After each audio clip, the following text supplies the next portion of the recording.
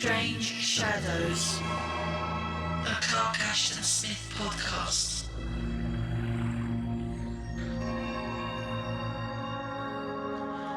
When Morgi, the high priest of the goddess Hziulquoigmnzhah, together with 12 of his most ferocious and efficient underlings, came at morning twilight to seek the infamous heretic Ibon in his house of black gneiss on the headland above the northern main, they were surprised as well as disappointed to find him absent.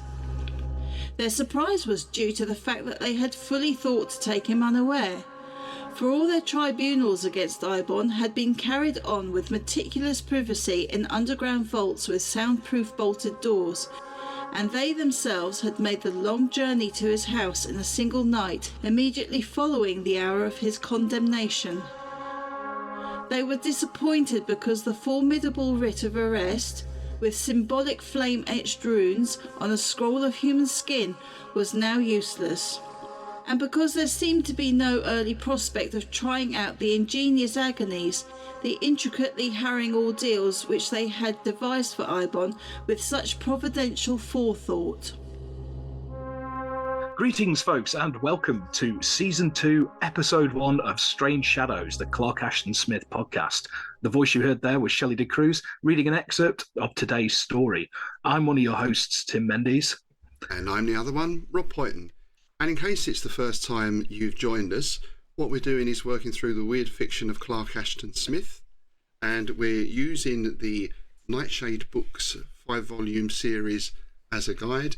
We're working through story by story, volume by volume, and that collection is edited by Scott Connors and Ron Hziulquoigmnzhah, and as much as possible they've gone for the pure Clark Ashton Smith texts. So I'm delighted to say we're joined by a special guest, friend of the show. It's the return of that ideal exemplar of cephalic evolution, Jeff Goad. Hi, Jeff.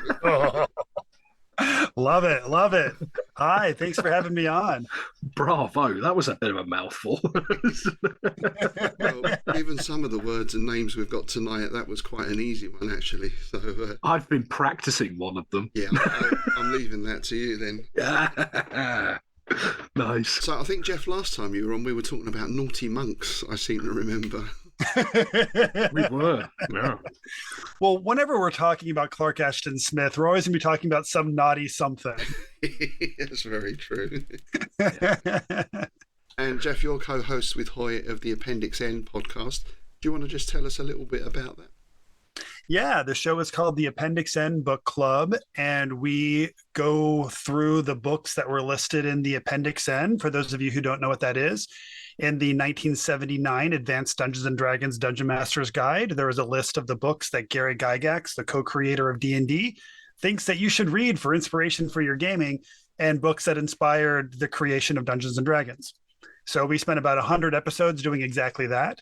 And since the 100th episode, we've also expanded the scope of the show to just include any show that any book that can inspire your gaming. So now we're covering all kinds of different stuff. But yeah, it's a podcast where me and my buddy Hoy get a special guest from the RPG community, and we all just kind of sit around and casually chat about what our experience was like reading that book, and then we talk about how we can use it in gaming.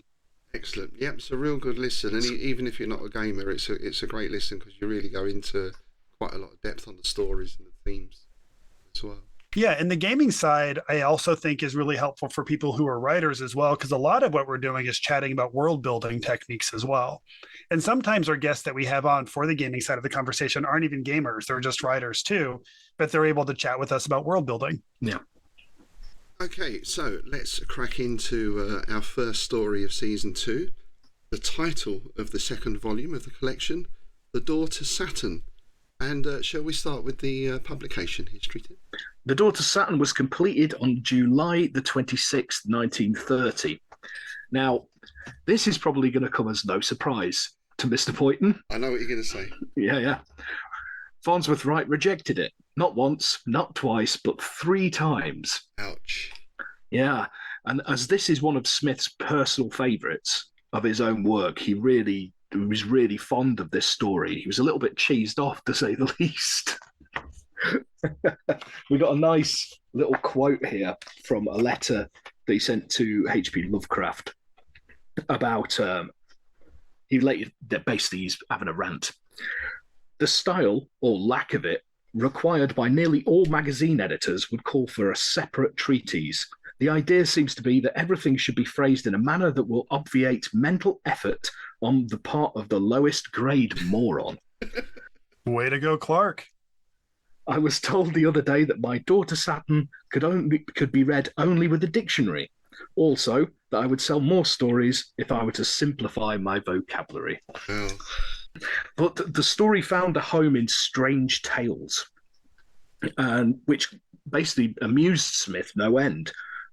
And he noted with irony to August Derleth that he was paid exactly double what Farnsworth Wright would have paid for it. Ah. So it all worked out nicely in the end for him. So financially, it actually worked out okay. Yeah. And it was published in the January 1932 edition of Strange Tales. So there we go. Most of his stuff seemed to take a little bit of time, didn't it, to get published? Yeah, most of them go through at least a couple of rejections. I think there's only been 2 or 3 stories that have been accepted straight off, and they were the stories that weren't atypically Smith. They were, you know, he dialed back on the language a little bit in some cases. Yeah. Oh, I just wanted to mention as well that the introduction to this volume is by Tim Powers. It's a very interesting introduction. I'm not going to read through it, but there was one phase that really stood out to me. Was fatal eroticism. Nice. Which kind of sums up a lot of Smith stories. Well, there's a band name for us already. I've got an album title sorted for later. I don't know. Right. And if anyone doesn't know, Tim Powers is a great author. I particularly like his books, The Anubis Gates and On Stranger Tides, which was the basis for one of the Pirates of the Caribbean films. Horribly altered, of course, for the film, but excellent books, well worth a read. And we covered Declare on the Appendix N Book Club. Ah, right. That's the only one of his I've read so far. Yeah. Well, something like the Anubis Gates that's like a time travel going back to Georgian London. That'd be a very interesting gaming sort of setup, perhaps that one. Yeah. So, shall we move on to our favourite words? I think I found quite a list in this one. Jeff, do you want to lead us off? Sure. Well, I want to make sure that I say this magniloquently, but bravo. Nice. But yes, magniloquently was one of the words I really enjoyed. One of the ones that I liked that has a much lower syllable count is malisons. Yes. We get that one early on. Malisons is a great one. Yes. Curse it. Yes. There was another one that was like perspicacious or something. I forget what it is now. I can't find it. Yeah. But I'll leave the rest up to you guys. Yeah, I've got perspicacious, which is quick-witted. Yeah. One of my favourites. I looked it up because I thought it was going to be dirty, because the phrase was sacerdotal girth. And I was instantly, and my mind instantly went to our sister podcast. I was thinking about Dagon Sack, but sacerdotal is not filthy at all. Sacerdotal is relating to priests and the clergy. There's a couple of words like that. Well, I guess one of the characters is a priest, right? So yeah, I had stylitean, which is from the Stylites, which were not a backing group on Motown, but were Christian ascetics. So the sort of people who used to sit up on top of a pillar in the desert, that kind of thing. I also liked desuetude. I'm not sure if I'm pronouncing that right, which means a state of disuse. I was totally unfamiliar with that. Yeah, that was another one that I had. That's down. a good one. I've also had just before your stylitean. I think it's in the same sentence. Was apterous. Yes. Which is relating to birds or insects, and it's wingless. So apterous insects. That's nice. There is also a word in here that is a word we use today in a different way. But at one point in the story, he tells us that the Blemphorims were bisexual, which cracked me up. But then we discovered that in the story, what he means is bisexual is they are both male and female. They have both biological sexes. It does not mean, it's not referring to who they're attracted to. That reminds me of Tribbles, because didn't McCoy say Tribbles were bisexual? Indeed. Reproducing at will or something. Well, the Tribbles and the Blemphorims can have a great party together. The trouble with Tribbles and Blimphorims. Yeah. That story almost writes itself. It doesn't it just? Yeah. And I'm going to finish with orotund, which of a voice is sonorous or bombastic. Nice. I'm going to finish with one I've heard of before, but I just like to say it because it's one that just rolls off the tongue, which is valoriously. Ooh. He strode into a room valoriously. Yeah, with great courage, basically, you know. I do like that. That was very magniloquent of you. Yeah. I don't even know what magniloquent means, but I'm just going to keep saying it. We were a bit like that last season. I think our favourite word overall was orchidaceous. Orchidaceous, yeah. Which just means flamboyant, like an orchid. Yeah. So we've both been shoehorning that in everywhere. Yeah, and because of Gavin Chappell, one of our other guests, we keep trying to shoehorn the phrase pecuniary depletion into everything we write. I'm in a state of pecuniary depletion. That's yeah. Sadly, that one's all too easy to use. Isn't it just in this day and age? Yeah. I remember as a teenager, I encountered the word lugubrious and I didn't know what it meant. And me and my friend Josh decided to use lugubrious as often as we could for a week and then look it up. That's brilliant. And then after we looked it up, we saw that it's when something is dark or dismal. So then we decided that lugubriate is a verb to make something goth. Oh, that's good. Oh, that is good. So basically, that's what I've been doing all my life, lugubriating. I love it. Lugubrious. It doesn't. It's funny with some of these words; they don't sound like what they mean, do they? No. Yeah. I don't know. I always had an idea of lugubrious as meaning sort of friendly or something. Yeah. Oh, see, and I think I thought it was like gloppy. Yeah, I can see both of those. Yeah, I guess Rob, you're probably thinking of loquacious, aren't you? Sort of chatty. Yeah, it does sound quite similar, doesn't it? Something along those lines. Yeah. Well, there we go. We're doing our bit to improve the vocabulary of of the world and bring back some of these words. As we know, Smith just read dictionaries and the like, and just memorised things basically. I think was it in our last Patreon episode we were talking about the crosswords that he used to put together. Yes, with even more obscure words than these. Yeah, and in the appendices in what the second volume of Dawnward Spire, Lonely Hill, the letters with Lovecraft, they've got reprints of all these crosswords that he used to make. There's about 30 of them, and yeah. It's like some of the words, it's like 15 syllables, you know. It's just like, what? Yeah.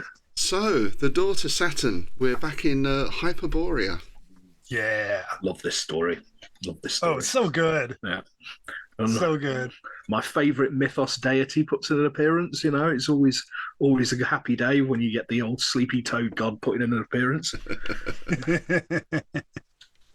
And there's so many nice little touches in this story, and we've got two main characters. We've got Ibon, the wizard who wrote the Book of Ibon, which obviously features in a lot of mythos stories. Mm-hmm. And we've got his nemesis, Morgi, the high priest of the goddess Yunde, who's is kind of like a sort of head of the Inquisition sort of guy. That's the feeling. Yeah, I get that. It's sort of like, you know, the stormtroopers of the church kind of thing, you know. Yeah. And they're coming for Ibon, basically. They're storming Ibon's tower, and they want to take him and question him. Well, yes, by questioning him, we mean torture him, really, don't we? Yeah, I love this line here right at the start. I mean, you get some great world building to begin with, but talking about them when they come in and they burst into his chamber and he's gone. and they've been watching the place for ages, but he's nowhere to be seen. And there's this lovely line. They were disappointed because the formidable writ of arrest with symbolic flame-etched runes on a scroll of human skin was now useless. I mean, that just says all you need to know about these guys, doesn't it? They're hardcore, these fellas, you know. Yes, they are. And this is Smith again, just world building with a couple of sentences and everything. Because straight away you can picture these guys in there, probably like red cowls or whatever they've got, you know. And also he tells us that the House of Abon is a pentagonal tower with 5 stories, including the 2 that are underground. So I'm like, okay, so does that mean that it's only 3 stories above ground? Like, that doesn't sound like a very menacing tower. But then they talk about how when you step out of the tower, there's like a 400-foot drop to the sea. Yeah. So I don't know. I was having hard. No, they're just really high ceilings, or like a lighthouse or something. Yeah, I guess it's on a headland, isn't it? It's built. It's probably built over the cliff, like sort of hanging over the cliff edge, maybe. But then underground and right next to the cliff does sound a bit odd, doesn't it? Mm. But I did think, again, with a lot of this story, this is pure D&D, you know, especially the start of it. Raiding the wizard's tower. Oh, yeah. Yeah. And you think you've planned this so well, and you're going to catch the wizard red-handed, and nope, where is he? Yeah. And the other thing I liked with this was all their tribunals against Ibon have been carried out with meticulous privacy in underground vaults with soundproof bolted doors. It's the amount of secrecy they've gone to, because I suppose most wizards, they're going to have eyes and ears everywhere kind of thing, especially if there's an inquisition about. Yeah. So the lengths they've gone to hide their plans was quite amusing. But poor Morgie probably doesn't realize that a locked door doesn't protect from Abon's scrying. There you go. Yes. Well, it turns out he had a tip and a wink from his deity, didn't it? That's how he did it come in. That's right. So I like that. Yeah, and this is the nice thing with this, because I mean, Tsathoggua is actually a character in this. You know, there's dialogue, and I think, as we said before, he seems to be one of the few mythos deities that you can have quite a cozy chat with. Yeah. Well, it's like the 7 Gaiuses, isn't it? Well, which we'll be covering at some point. It's like, it's just like, he actually seems like quite a nice chap for a big furry winged toad, you know? It's just like, you know what, I can't be bothered to eat you today. It's just like, just shut the door when you leave. It's fine. He's quite chilled, this guy, you know?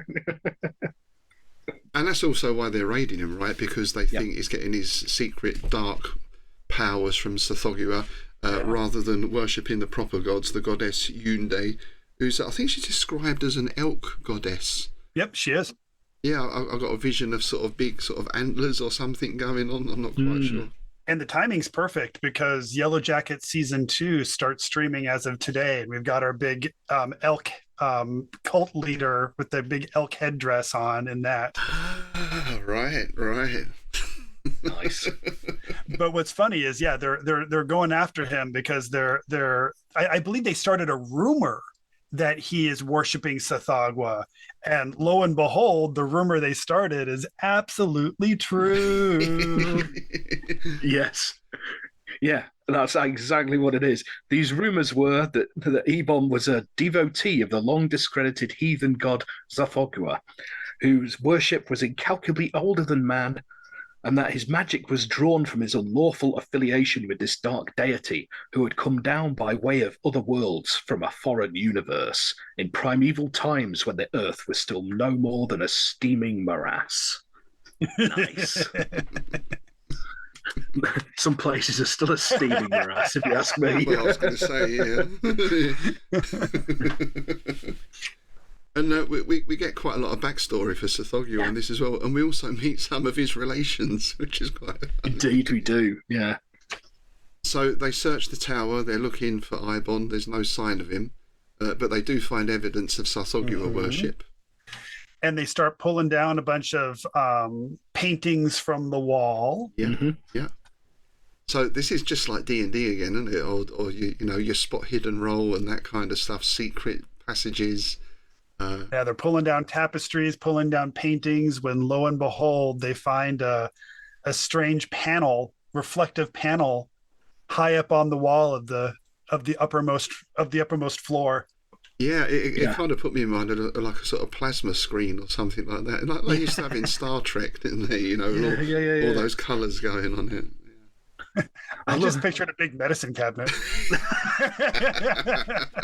I love this line here. Though Morgie had even gone as far as to remove the flagstones beneath an obscene image of Tsathoggua. He's really gone for it, hasn't he? He's gone to town. He's even digging the floor up. He's determined to find something, isn't he? And they torture the servants as well with boiling asphalt or something. Yes, indeed, a slow drip of boiling asphaltium. Yeah. Yeah, then Morgie climbs up and opens up that panel, and on the other side is not the sea in the sky that he was expecting to see on the other side. It said beyond it, Morgie saw that there was neither sea nor sky, nor, in fact, anything he had seen or heard of, or ever dreamed of in his most outrageous nightmares. ... Nice. There's another great little touch here. That the paintings, these gruesome paintings that he's been thrown to the floor, were actually painted on pterodactyl parchment. Oh, yeah. Yes. Yeah. Isn't that great? Yeah. I'd love a pair of pterodactyl parchment shoes, I think. Imagine that. So, of course, he goes through. And he doesn't even really stop to think about this, does he? He just seems to dive headfirst through, says to his acolytes, "Oh, I'll be back," and then dives through this interplanetary portal. And then suddenly we get a flashback, and we get to hang out with Abon and learn about how we got to where we are from Abon's perspective. Yeah, and this is where we start getting Tsathoggua's backstory about he came to Earth from the planet Cyclopean, which is actually Saturn, or that's what they called Saturn in Muthulan, where we are at the moment. But that itself had been merely a way station in his travels from remoter worlds and systems. So we get something of his background, but we still don't really know his actual origin. Yeah, I like the fact that as a special reward after years of service and burnt offerings, he presented to Abon a large, thin, oval plate of some ultra-telluric metal. And this is obviously the door that he did a runner through, and that his nemesis has just gone after him. Mm-hmm. The panel, if swung outward from the wall on open air, would have the peculiar property of giving admittance to the world of Cyclopean, many million miles away in space. And he warns him that this is kind of like a last ditch. Yeah, this is a one-way ride. That's it. There's quite a bit of foresight on Tsathoggua. Well, I guess maybe he has the power of foresight or prophecy or something. And he obviously favours Ibon to give him this escape route. Yeah. And also, this isn't the first gift he's given to Ibon, because it also says earlier on that that Ibon had made sacrifices that were most acceptable, and the strange, sleepy little god, in return for Abon's interest and his devotion, had confided to him certain information that was more than useful in the practice of the black arts. So it's also just fun that he was basically running little errands for him and giving him little sacrifices, and in exchange, Tsathoggua is just kind of whispering black magic secrets in his ear. I've got sort of visions of him maybe, scratching Tsathoggua back. Oh, just up there, just by my shoulder. Yeah, just there, just there. just by the wing, just by the wing. Yeah. Or maybe chewing on an arm or something. Yeah. But he also tells them about on Saturn, he actually has some relatives. Indeed, yeah. And he gives him sort of some names. So if he does go there, he'll be able to, ingratiate himself with the locals. Including the almost unpronounceable name of the most powerful of these deities. Yes, and we're going to find out just how almost unpronounceable that is later on. I've been practicing. You've been doing sort of vocal gymnastics in the. I have been practicing. I'll probably still make a hash of it. There's a patron in DCC named Babugbabills, and this one definitely makes Babugbabills seem much easier to pronounce. Wow, you said that very well, sir. Yeah. So yes, we get the experience of Ibon going through the panel now, and Ibon saw that the Tsathoggua was indeed a god of his word. For the scene beyond the panel was nothing that could ever find a legitimate place in the topography of Muthulan or of any terrestrial region. It didn't altogether appeal to him, but there was no alternative save the inquisitorial cells of the goddess Hyundai. So, faced with torture and a long lingering death, he's gone through to Saturn. And the first thing he sees is a stream of liquid mercury. Yes. And this is that nice, I mean, we go back to the abominations of Yondo and the story set on Venus. It's not just a little bit different. Yeah. It's not kind of Star Trek, the sky's a different colour, is it? You know? Yeah. It's not Vasquez Rocks, is it? It's or that quarry in Dorset where all Doctor Who was filmed. Exactly. You're an alien because you have a wrinkled forehead.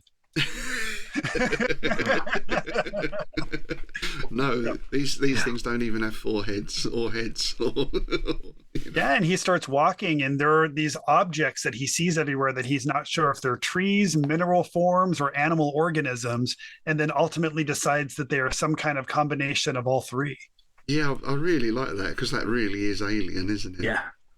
Yeah, animal, mineral, vegetable, or all of the above. Yeah, it's. And I also like the fact that we had the greenish-black sky that was overarched from end to end with a triple cyclopean ring of dazzling luminosity. Ooh. So that really sets it on Saturn, doesn't it? That's some prime Smith wordplay there, isn't it? You know. Triple cyclopean. I don't think even Lovecraft hit a triple cyclopean, did he? I don't think he did. I bet Lovecraft punched the air when he read this, didn't he? Yeah. That's like 180, isn't it? That's a triple cyclopean. It's a bullseye, yeah. One-upping his cyclopean. Yeah. Yeah, well, mine's triple cyclopean. Yeah, well, mine's infinity cyclopean. Mega. Yeah, where do we go? Mega cyclopean. Yeah, I guess infinity cyclopean. It's the thing when you're a kid, isn't it? Oh, I hate you a billion. I hate you a billion. What? So he sets off down this slope. He's going past these strange cacti, bluish obsidian cacti things with limbs and heads that were altogether too elaborate for fruits or blossoms. So again, the idea of, is it a plant? Is it an animal? And he comes to a lake. Oh, also, and they communicate with a faint and singular tinkling with many modulations of tone, which I just thought was a really interesting detail to put in about these obsidian cacti. Yeah, it's a nice touch. It's a nice touch again. Yeah, he felt as though they were talking about him as he was walking past. Yeah. Yeah, they're probably saying, "What the hell is that horrible looking thing?" Brings to mind the sort of gamelan and that kind of musical discipline, doesn't it? All the different bells and percussion like hanging up, and I did a course on that when I was at college, and you could get some really unreal sounding soundscapes just by randomly whacking things and moving things about, and I can hear it in my head when I'm reading this. It's great, really nice touch. And also thinking back to the original Star Treks, often you had, when they beamed down, there was kind of a sort of high-pitched noise in the background, and in some planets you'd have that sort of tinkling thing going on, didn't you? So I do wonder, because what was the story we read that spoke about boldly going where no adventurers had been before? Roddenberry must have been a Clark Ashton Smith fan. I'm sure of it. That was the Venus one, wasn't it? With the what was it? 5-year mission. Yeah, the devouring thing, the big shogothy thing, and I forget the name of it on the top of my head. The Immeasurable Horror. Yes. That was it. It even had a red shirt in it. Yes, it did. Yeah. And this reminded me a bit of the Abominations of Yondo, because he comes to these steps that lead down to a lake. And as he's approaching it, the shadow of something large falls across him. Mm. And I like that it has a pendulous form, or no, what does it say? A sleeping-looking head that was pendulous from a spherical body as if it were turning a somnambulistic somersault.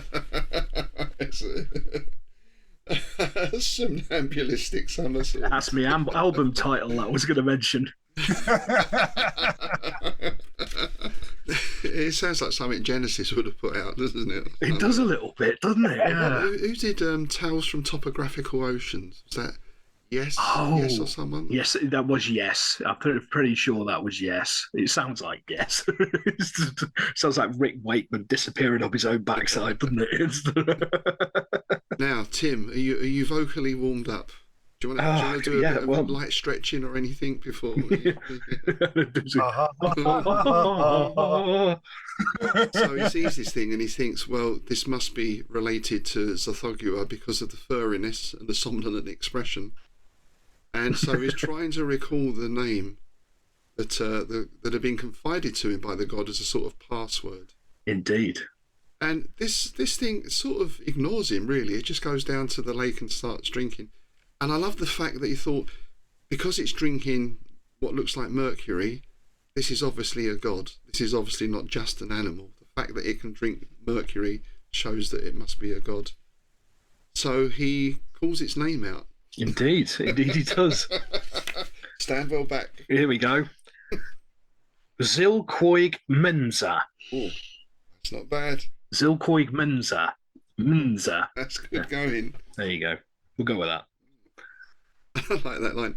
Ibon did the best he could with the vocal organs at his command. Because that ties us right into our Lovecraft, doesn't it? Yeah. With even Cthulhu, these names that are not meant to be uttered by human vocal cords. And then the thing even deigned to utter something which sounded like an attempt to correct his pronunciation. Yeah, I love that. It's like, you got it wrong, you numpty. And then it gives him this phrase. Right, okay, shall I have a go at this one? Yeah, go on, you can do that one. Finally, it raised one of its ell-long arms from the ground and pointed along the shore where the mouth of a low valley was discernible among the hills. It said distinctly the enigmatic words, Eroticism. Nice. And then, while the sorcerer was pondering the significance of this unusual locution, it turned away from him and started to reascend the higher steps. So, he's been given this phrase. And then Morgie appears. Detestable sorcerer, Yes. abominable heretic, I arrest you. I love it. Said Morgie with pontifical severity. It's good, isn't it? Pontifical severity. Love it. But love he it. sees that Morg is on his own, so he smiles and gets his sword out. His highly tempered bronze sword. Yeah, I love his response here. I should advise you to moderate your language, Morgie. Also, your idea of arresting me is slightly out of place now. Yeah, we're millions of miles away from Muthulan. And he sort of says that he's been conversing with one of the gods of Sikronosh, and that the god has given him a mission to perform, a message to deliver. That's his interpretation of the events. These three words are obviously of great import and need to be told to someone or something. And one of my favorite moments in this story is when he says, Morgie was unwillingly impressed. Yes. How many times in your life have you been unwillingly impressed? Like, okay, it's quite fine. a few, isn't it? It is fine. Yeah, Yes. all right, you were right. I guess that is really cool, and I hate that it is, but okay. Yeah, that's the one. But I don't know if Morg is a very cool character or he's just a bit dim. I suspect it may be the latter, because he seems to take no account of the fact that he's now on Saturn. He's gone through this gateway and he's on another planet, and it just doesn't seem to really register with him. But again, it's that monomania that a lot of Smith's characters have. You see that a lot in Smith's characters, these people who are so focused on one thing. Like Murder in the Fourth Dimension is another great example. A very similar sort of character. He's so wrapped up in this, I'm going to kill this guy. All this weird stuff's going on around him, but it doesn't get through the red mist almost, And he just sort of brushes it off as some sort of wizardry or sorcery or something. Perhaps he thinks it's an illusion, maybe even. Yeah. Well, he actually says, I suppose this is some more of your damnable wizardry. So, And this is jumping ahead a little bit, but also it's like how near the end of the story when they're hanging out with the Yadeems and they're both kind of getting sick of living with the Yadeems. And Morgie's issue with the Yadeems is that they are religious, but they're not so devoted that they're like bigots and intolerant.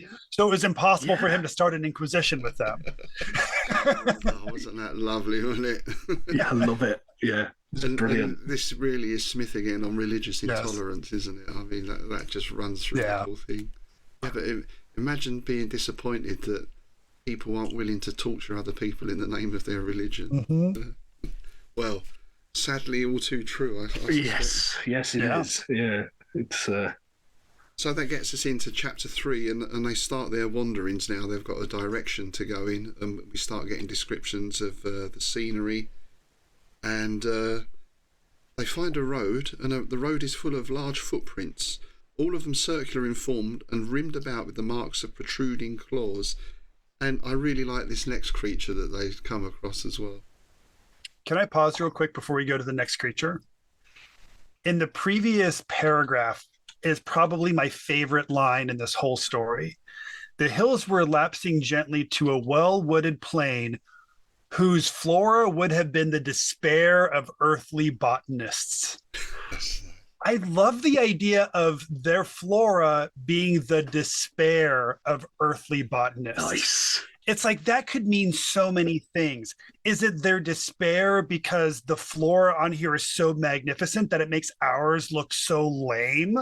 Or is it like, or does it just expand the idea of what flora is to the point where like our sciences on this planet mean nothing? And now you realize that you've devoted your life to studying something that you can't even possibly comprehend. The idea of this being the despair of earthly botanists is just so fascinating to me. And it's just kind of like a throwaway line that I just think is so delicious. It is part of that world building skill he has again, where with just a little phrase like that, there are so many implications.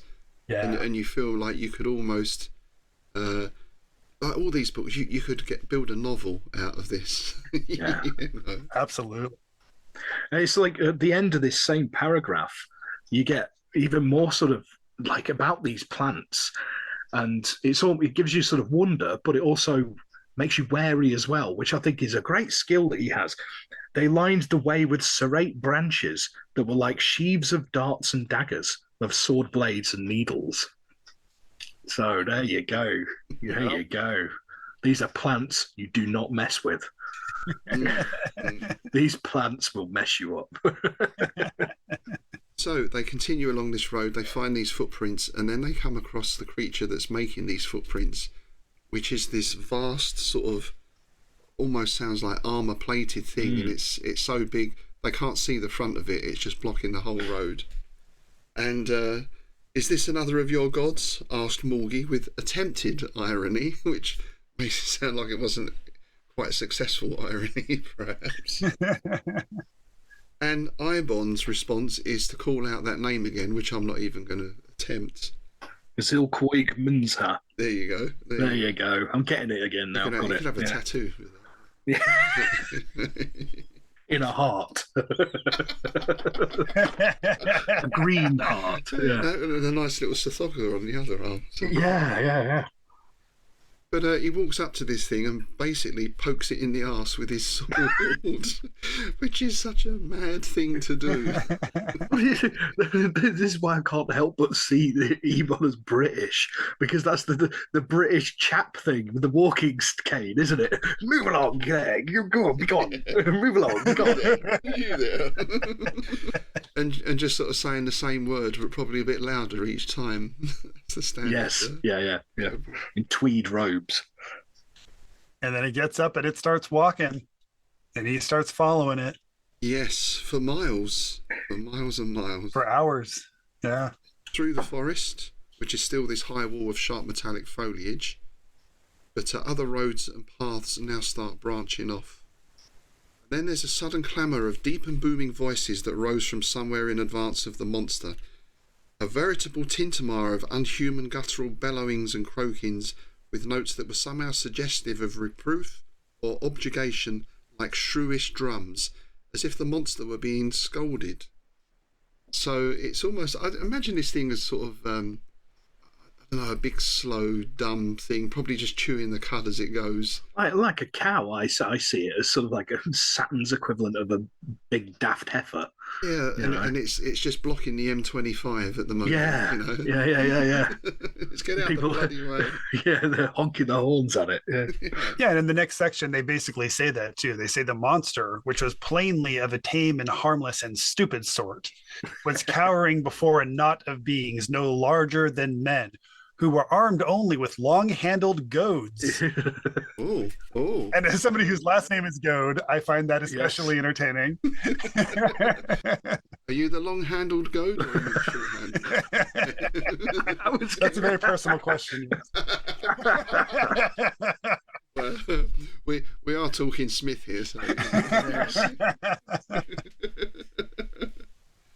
yeah, and this is where we get to meet the main denizens of this area, who are quite embarrassed by the fact that they no longer have heads. Their heads and their bodies have kind of melded into one, but this is not something that they are comfortable with. This is something that they are indeed deeply ashamed about.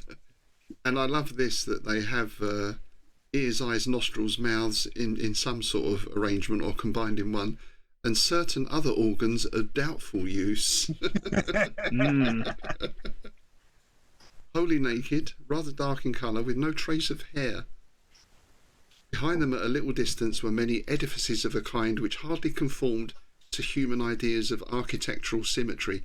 So there's our non-Euclidean stuff, I guess. Indeed, yeah. And I think you're right, Tim. I think Eibon must be British, because what does he do? He just strides up to them, waving his stick and starts shouting at them. Shouts out those same words he's been saying to everybody else. Like, oh, okay. Hang out with us. Yes, he tries the Iki Dosh Ondalong phrase as well. Indeed. They bow. They drop their goads and they bow before him. And then I love that after this, they just hang out with them for several Circanocean months. Yeah, as honoured guests of this quaint and worthy and virtuous people who called themselves the Blefroims. Blemfroims? Yeah, Blemfroims. Yeah. Yes, I've been saying Blemfrims. Blemfroims. Yeah. Either or, I think. Tomato, innit? And the name of the town is Vlor. I've got to wonder how much this was a game of one-upmanship with Lovecraft and Smith, because you'll notice that as their stories progressed, during their friendship, the names and things got more and more outlandish with each story. There's oh, I see your and I raise you a you know. I think Smith is definitely head on points. Oh God, yeah. So yeah, they they hang out with these people for quite a while. And what have we got? They're living on edible fungi. There's the breeding of large centipedal animals going on, and the propagation of their own species. This is where we get the bisexual references. But there's only one female in a generation chosen for reproductive duties. And this female, after growing to mammoth size on food prepared from a special fungus, became the mother of an entire new generation. And I think at this point we start to get an idea of where this story is going. And now we know we're definitely in a Clark Ashton Smith novel, story, rather, as he begins to describe the sorcerer and the inquisitor were impressed, even if not captivated, by the mountainous amplitude of her charms and by their highly novel arrangement. Yes, indeed. Again, my mind goes to Carry On Up the Jungle, because you got that thing again where they're captured and they're taken to this village and they're brought out and they've got to perform for these huge Amazonian women. And they're all worn out and knackered and want to escape. They think it was a great thing to end up at this camp to begin with, but novelty quickly wears off. Because here comes along these two people who have necks and heads, and it's like, we need those again. It's been a long time since we've had necks, and they even described their eugenic sorrow. That's quite almost a sinister phrase, isn't it? Eugenic sorrow. It is. That's potentially quite dark. That. Mm-hmm. Another band name. Like Joy Division. Yeah, exactly. Eugenic sorrow. And despite all this strangeness, or maybe because of it, they do start to get a bit bored. Two humans. Well, they're basically living on fungus, boiled or roasted mushrooms, varied only by the coarse and flabby meat of tame monsters, which doesn't sound very appetising. And the people, although we had all this bowing at the start, don't seem to be particularly awed by them, even not even awed by the exhibitions of Hyperborean magic with which Ibon and Morgie favoured them. And their lamentable want of religious ardour made all evangelistic endeavour a thankless task. So unlike the lot we meet later, these aren't even really particularly religious, it seems, let alone inquisitorial. Their souls are doomed. But then we get the good news. There's been a committee meeting. And we have decided you get to mate with the big mama. Yeah. And even better news, she gets to eat you afterwards. Yeah, yeah. What a great honour. You should be really pleased. That's when I heard Monty Python in my head. Run away! Well, I think this was my favourite line in the story. Thinking of the mountainous female they had seen, Morgie was prone to remember his sacerdotal vows of celibacy, and Ibon was eager to take similar vows upon himself without delay. Nice. As much as I'd like to mate with your huge mother of the tribe, I've taken a vow of celibacy. It's like, so have I. And then speaking of just like brilliant world building, I love that the Blumferims just cannot conceive of the possibility that somebody wouldn't be so highly honored to do this that they don't even think to monitor them. And the guys are just like, yeah, you want to just leave? Yeah, let's leave. They just walk away. They do. That's it. They're yeah. There's no big like rescue in the middle of the night or like escape in the middle of the night. They just saunter off. Yeah, and they're not even followed, I don't think, are they? They don't even follow them. And they've heard about this place called the land of the Ytims, which was many leagues away. And it's a bit of a journey, right? They've got to go across deserts and mountains and fungoid forests to get there. Yeah, more cacti, more fungus. And again, we get a nice description of these various little things that they see on the way. And one of the first things they see, I love the way they describe it. The gibbies, the apterous and stylitean bird people who roost on their individual dolomites for years at a time and meditate upon the cosmos, uttering to each other at long intervals the mystic syllables yop, yeep, and yoop, which are said to express an unfathomable range of esoteric thought. That's marvelous. So good. I'm going to do that next time I'm feeling a bit esoteric. Yum, yeem, yoop. Yep. Climb up a lamppost. Sit cross-legged on a lamppost, yeah. But it's interesting that we get told that. Do they know that? Or again, this is almost like a narrator's voice. I'm getting almost like a Hitchhiker's Guide to the Galaxy kind of feel for that. Well, definitely the narrative focus shifts a lot in this story. Yeah. You know, first it's from Morgie's perspective, then it's kind of more from Abon's perspective, but then it's also kind of this like, I don't know, omniscient narrator who's just kind of observing. And we hear about the underground croaking of that mysterious people, the Golongs, who dread not only the sunlight but also the ring light, and who have never yet been seen by any of the surface dwellers. So they see things or don't see things that have not even been seen and are not even described. Again, it's that tantalising glimpse of something going on, and that's it. That's all we get to hear about. Yeah. And we encounter we encounter the term flibbertigibbet in that paragraph as well. Yes, the ethics. Yeah.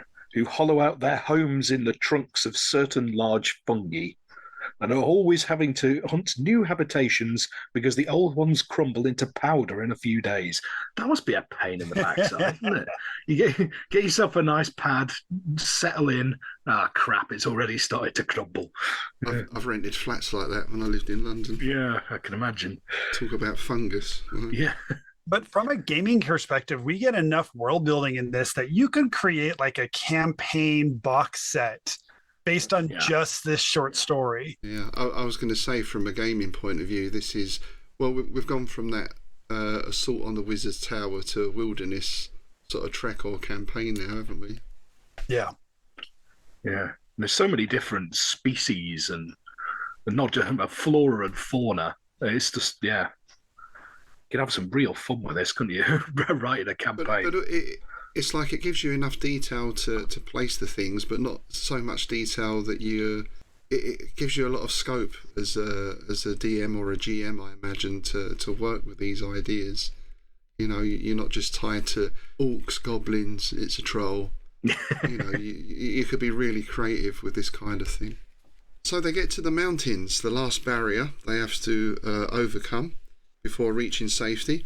And Ibon's all right because he's quite wiry and slender. But Morgai, this is where he has his sacerdotal girth and bulk, and he's soon winded. And whenever he paused to recover his breath, Ibon would say to him, "Think of the national mother." I love this. I love the fact that it describes him as well, that Morgie would climb the next acclivity like an agile but somewhat asthmatic mountain sheep. That is so good. It's brilliant. And this next part really reminds me of if we were playing in the box set for this setting, your random encounter generator is going to be 2 columns where you roll on the adjective and then you roll on the noun. And the thing that we randomly rolled here was fungus avalanche. And the GM just has to figure out, like, okay, how do I make a fungus avalanche work? Oh, I've got an idea. And then we have this next scene. That's great. Yeah. Rolling puffballs and toppling toadstools. Brilliant. Sounds like a Batman thing. Toppling toadstools, Batman. Rolling puffballs, Batman. Easy there, Robin. Oh, nice. Yes, and that sort of helps them down the other side, doesn't it, really? Yeah. And then we're into the final chapter, where they're now in the land of the Hidims, and the avalanche has pretty much sort of buried the town. It just kind of carried them into town, yeah. Yeah. And then immediately they're just like, "Hearken, we are here. We have arrived on our avalanche." Again, it's that very British thing, isn't it? I'm like, huzzah, we are here. We're going to plant a flag. You know? It also feels like a very American thing, too. You're not. The American is here. We've got a flag. Yes, but this is our country. Do you have a flag? Yeah, exactly. We have a flag. So. And again, he comes out with that icky doulosh oolong. Oolong? It sounds like a tea. Yeah, and that gets a result with these people again as well, because they bring out a huge image of HZ, and smaller icons of lesser though allied deities. And a very ancient-looking idol, which both Ibon and Morgie recognised as having resemblance to Tsathoggua. So, yeah, they're soggy. Yeah. This could have been the place he was hanging out before he came to Earth, I guess, or something. Yeah, and the Yadim start bringing out their household goods, furniture, basically moving out. And, accompany the 2 wizards and go on their merry way. Yes, and they finally learn the meaning of Hziulquoigmnzhah. Love this. Which is not some great mystical utterance or some highly spiritual secret. It just really means be on your way. I absolutely love it. That all the way along they've thought that this was this profound phrase. It was basically old Huzzy telling him to do one. It was just like, go away. And that's just such typical Smith, isn't it, really? And I suppose Lovecraftian in the sense that humans put importance on these things that are actually totally irrelevant and meaningless. Yeah. And the Yadims, because it is accompanied by them showing up on an avalanche, actually do think that this is some kind of a great message. The avalanche comes down, and then these guys show up and say, "Be on your way." And they're like, "Okay, I guess we'll evacuate town." Yes. So, in a sense, it did have some meaning, I suppose, in a funny way. Yeah. And that's pretty much it. They settle into life with the Udeems. There's no national mother. The Udeems propagate themselves in a far more general manner. So, we're just back to basic rumpy pumpy. And Ibon is kind of okay with this. Yeah. Because he sets himself up as a minor prophet because he came delivering this message and is familiar with Tsathoggua. Morgie is not so happy because then we get that, as Jeff pointed out, that idea that although these people are religious, they're quite happy for other people to be other religions or non-religious. I just can't get these guys to persecute other people. What's wrong with them? Come on, can't we just at least burn a couple of people or something? Have you ever heard of a witch? Let me tell you about witches. He doesn't have a book with him. See, if he'd have brought a book, then that would have made all the difference. Yeah. Then you get some classic Smith here. But still, there were compensations. The fungus wine of the Ademes was potent, though evil tasting, and there were females of a sort, if one were not too squeamish. Absolute brilliance. Isn't it lovely the way he puts those two together? Yeah. You knock back a few mugs of the foul but potent wine, and then, maybe things don't look so bad. Hit the bed springs, yeah. If you squint. Yeah. It's beer goggles, isn't it? It's your beer goggles. Yeah, it's beer goggles.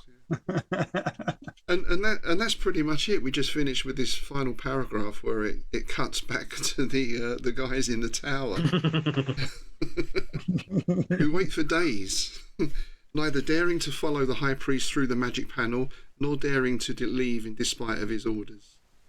And the interesting thing, the ironic twist at the end, is this whole episode kind of boosts Ibon's reputation, because I think he's escaped by powerful magic that he learned from Tsathoggua, and that actually means that people start to turn away from Hziulquoigmnzhah, and there's a big revival in the dark worship of Tsathoggua. So the Morgie's mission is totally screwed in every respect. Yep, completely backfires. Yeah, it's a win for the toad. What also kind of cracks me up about this story is it feels a little bit like I'm reading a choose your own adventure and I made the wrong choice and I'm turning to the page where like my character is going to die in this really weird way, or I'm just like abandoned or stuck somewhere. And this is just a much longer version of that one page end of my character. Because it's quite an abrupt ending in a way, isn't it? We've had quite a lot of detail and then it's just almost like, and they live there sort of happily ever after. That's it. Yeah. They're almost like this weird odd couple, aren't they, at the end? These two, you can imagine them having a 1970s sitcom, in these two guys trying to get along with the locals, Yeah, and they lived happily ever after was basically such were the various adventures and such was the final lot of this redoubtable pair in Circanosh. Yeah, I wonder if he was leaving it a little bit open for a sequel. I wonder if he ever thought in those terms, because Ibon's been in a couple of stories, right? Yeah, pops up a couple of times. So I just wonder if at some point there was going to be the return of Ibon or something. Well, I guess you don't want to kill him off if, because by now, I guess people had sort of latched onto the book more so than the actual wizard. The Lever de Ebon had been in several mythos stories by this point, hadn't it? So, made sense to keep the old chap alive. But yes, this is certainly top tier Smith. I think beautiful language, beautiful phrases, and again one of those stories that you're never quite sure where it's going. Yes, and the humor is there. The I don't know if I want to say perversity. I don't know what the word I'm looking for is, but I guess I'll use that word. But what was fruitiness? Sure. Fruitiness of Smith. I just like that he really leans into like the darkly sexual while also being very funny. Well, it is that fatal eroticism, isn't it, that Tim Powers mentioned at the start? Yeah. I think this is if you wanted to, if somebody was like, if I have to read a Clark Ashton Smith story, what should I read? There's no one right answer, but this is a right answer. Yes. Yeah. Absolutely. Yeah. Absolutely. So we know that this was one of Smith's favourites, and there's not a lot of mention of it in the letters between Smith and Lovecraft. We do get a couple of fairly brief mentions. So this is Smith to Lovecraft, July the 30th, 1930. I'm sending you one of them along with Andromeda and will mail the others presently. You will note that in this one, the door to Saturn, Tsathoggua is brought in under the name of Tsathoggua, by which he was known in Muthulan, ancient Greenland. So that's pretty much it. Again, that fills in a little bit more of the background. Now we know that Muthulan is Greenland. Yeah, I've got a nice little bit of a letter to August Derleth from September the 15th, 1931. He goes, I guess I told you that Daughter Saturn was one of Wright's rejections. The manuscript was so battered from travel that Bates asked me to tell him, for his own edification, what reasons other editors had given for turning it down. I have the impression you saw the story, but I'm not sure. It was about a Hyperborean sorcerer who, when hotly pressed by the local Grand Inquisitor, vanished through a magic panel to the planet Saturn. The Inquisitor followed him, and the two, finding themselves isolated in an alien world with no possibility of return, agreed to halve their differences and form a sort of alliance. They had a number of curious and diverting adventures among the Saturnian peoples and ended up in a joint ecclesiastical sincere. The tale is one of my own favourites, partly on account of its literary style. And Lovecraft makes a nice observation here as well. This is from Yuggoth in the Hour of the Black Moon, 6th of August 1930. Your new tale is surely a winner and ought to meet with a warm welcome wherever it goes. I was glad to make good old Tsathoggua's acquaintance again, and I think the Saturnian wanderings of your heroes are delightfully handled. The ironic note suggests the tradition of Gulliver, or of Anatole France. So yeah, I never thought like Gulliver's Travels. That does fit quite well, doesn't it? Mm. And then we get one more mention. This is Smith to Lovecraft, and this is in December 1930, and I'm going to read the return address on this one because it's one of those good ones again. From the sacrificial altar of the nameless gods that were and are and shall be in the space beyond space and the time beyond time. And yes, indeed, one could write numerous reams on the subject of style. The style or lack of it required by nearly all magazine editors would call for a separate treatise. And then it's that one you mentioned earlier about this idea that if he wanted to be a more successful writer, basically he's got to dumb down, which I suppose is that's the struggle of every artist with the mainstream, isn't it?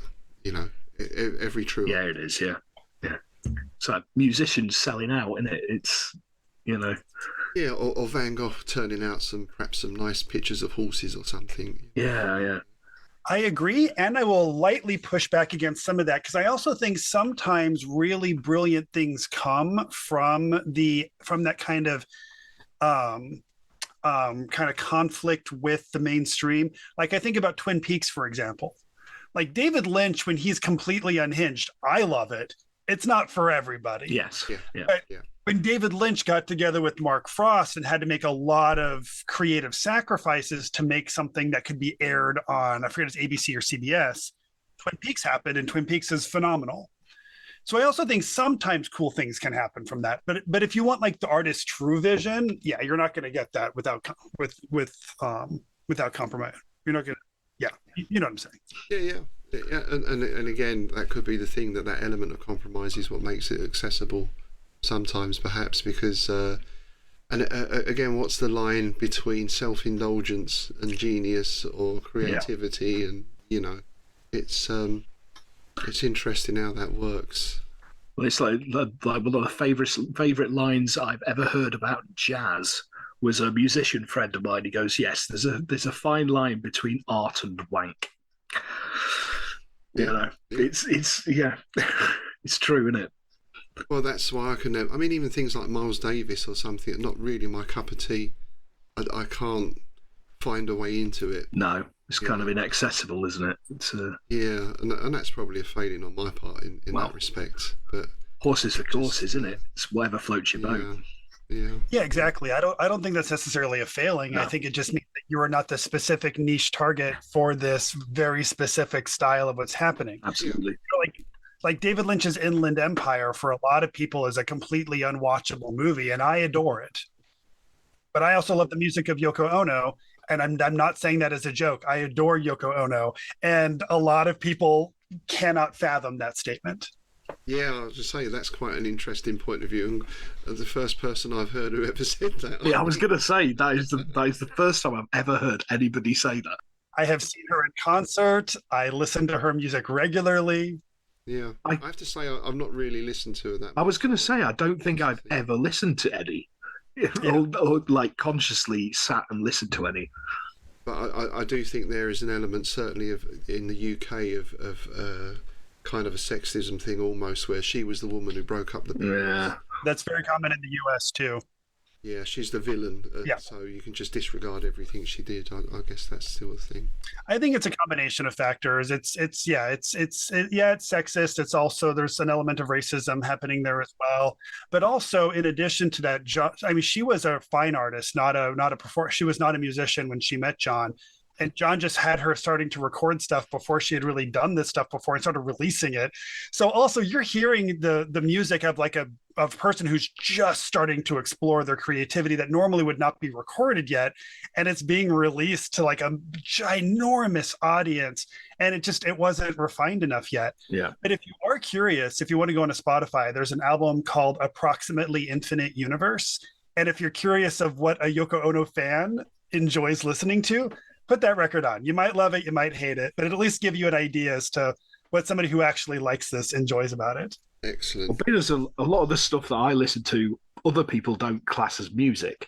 I'm into really obscure industrial and all that experimental sort of stuff. So I'm going to give that a go. Oh yeah. And I think in film terms, I think of things like Eraserhead as well, and that type of movie, and I'm sure there's many other examples where that seems to me like a pure vision of the creator. Yes. And something you can put your own interpretations on, I guess, as well, which is perhaps another aspect of true art. Yeah. And then sometimes that the compromise doesn't work out well like it did with Twin Peaks, because then you look at something like Dune, David Lynch's Dune, which is just a complete mess, but it was also, I think multiple directors were involved. And I think that was the worst sin for a David Lynch film. It was just really dull. That's something that you'd never think you'd say about David Lynch, Have you seen the fan re-edit? Someone sort of re-edited it. I think it's up on YouTube. That's not bad. They rearranged the scenes and did some, I don't know if there were scenes that were cut out that they've put back in. It's totally unofficial, but it's much more watchable. Right. But not a patch on the recent, when was it, 2021, 22? The recent movie. Yeah. And I'm going to lose all of my cred with this statement, but I've actually never read Dune, and I really need to. I only read it about 2 or 3 years ago. So my wife's a big fan. That was the first time I'd read it, and it was okay. So, not like, for me, it wasn't. It's always held up as a sci-fi version of Lord of the Rings, I guess. I think that's what turns me off, to be honest. It's just not my thing, my cup of tea at all. It's not pulpy enough for me. Yeah. So there we are. That's our first story of season 2, and what an opening! What a great one to start with. Yep, we're covering the red world of Polaris next week, which is a return to Captain Volmar, who we last saw jettison abandoning crew members on Venus to die a horrible death. Oh yeah. So we're looking forward to that. Thanks a lot, Jeff, for coming in and joining us again. Always a pleasure. Yeah, this has been really fun. Thank you. Do you have any? What have you got upcoming on Appendix N? You got any new projects coming up, or what are you covering over the next few episodes? Yeah, well, we just recorded Fantastes by George MacDonald. I just started reading Kugel's Saga for the next one that we're going to be covering. Excellent. We are moving from a once every 2 weeks to once every 4 weeks schedule. After about 5 or 6 years of doing this, we're slowing down the pace a bit. But one thing that we're now doing instead is our patrons can still hang out with us every 2 weeks, because we're now having a patron movie club at the midway point. So for our first one, we're covering Joe D'Amato's The Blade Master. Nice. For our second one, we're doing the Harryhausen 7 Voyages of Sinbad. And then for the third one, the poll has not been posted yet, but we'll be doing some kind of a Wes Craven film. So either Hills Have Eyes, A Nightmare on Elm Street, Scream, or Red Eye. I picked one movie from the 70s, 80s, 90s, and 2000s. Right. So one of those four will be the third one that we will watch and discuss together. That's a cool idea. We might have to pinch that, Tim, for the Innsmouth Book Club. I like that. That's a good idea, yeah. Okay, so thanks for listening, folks. That's it for today. We hope you can join us next time when we're shooting off into space again. I'd just like to quickly thank our patrons for all their support of the show. And if you'd like to join them, do check out our Patreon page. You get access to bonus content not only for Strange Shadows, but also the Innsmouth Book Club. You get regular copies of Innsmouth news and various other treats and bonuses. And I should also mention that patrons get free entry to our upcoming major event, September the 30th. We're running the Innsmouth Literary Festival in Bedford, UK. We've got Ramsey Campbell appearing on Zoom as a special guest. We've got various other authors, traders, gaming people there. It's going to be a very interesting day, lots of stuff going on. So please do check that out. So, big thanks again to Jeff, and with that, it's goodbye from me, Rob Point. And it's goodbye from me, Tim Mendes. Bye, everyone.